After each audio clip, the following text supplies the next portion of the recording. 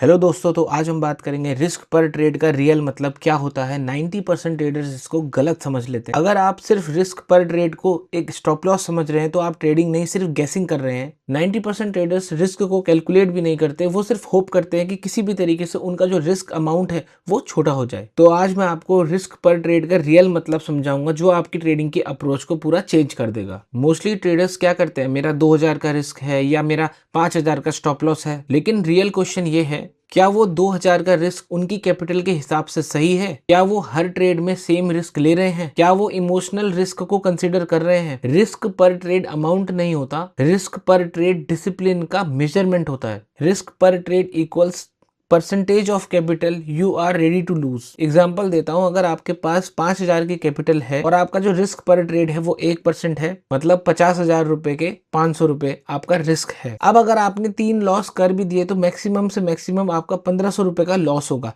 लेकिन अगर हम उस 1% की जगह पे जो आपका 1% का रिस्क है उसको हम 10% कर दें तो आपका 50,000 की कैपिटल पे 15,000 का लॉस हो जाएगा। तो अकाउंट लॉस होने का सबसे मेन कारण ही आपका रिस्क मैनेजमेंट होता है। तो जो 90% ट्रेडर्स की कॉमन मिस्टेक है वो है हर सेटअप पे सेम लॉट साइज को रखना। स्टॉप लॉस का डिस्टेंस सेम रहता है लेकिन आपका रिस्क सेम नहीं रहता। लॉस के बाद अपना रिस्क को डबल कर देना, एक रिकवरी माइंडसेट आ जाना। एक लॉस के बाद आपने अपना कैपिटल को डबल रिस्क पे रख दिया सो दैट कि आप उस लॉस को रिकवर कर सकें। तो जो बड़े लॉसेस होते हैं वो सिर्फ एक गलत बिहेवियर के कारण होते हैं, रेंडमली नहीं। तो चलो इसको थोड़ा सा डीपली समझते हैं। रिस्क आपके 3 टाइप के होते हैं, फाइनेंशियल रिस्क, साइकोलॉजिकल रिस्क और आता है हमारा कंसिस्टेंसी रिस्क। फाइनेंशियल रिस्क का मतलब है कैपिटल पे जो भी आप रिस्क ले रहे हैं। साइकोलॉजिकल रिस्क का यहाँ पर ये मतलब है कि जो आपने एक्चुअल में वो रिस्क लिया है, क्या आप उसको अंदर से सच में मानते हैं या जेन्युइनली एक्सेप्ट करते हैं। और कंसिस्टेंसी का यहाँ पे मतलब ये आता है कि क्या आप सेम रिस्क बार बार उसी मेथड पे आप ले सकते हैं 100 टाइम्स 200 टाइम्स। अगर आप 100-200 टाइम्स अपना सेम रिस्क एक सेम स्ट्रेटजी पे नहीं लगा सकते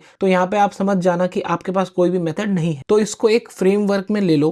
अगर आपकी कैपिटल छोटी है तो आप 1% का रिस्क ले सकते हो पर डे।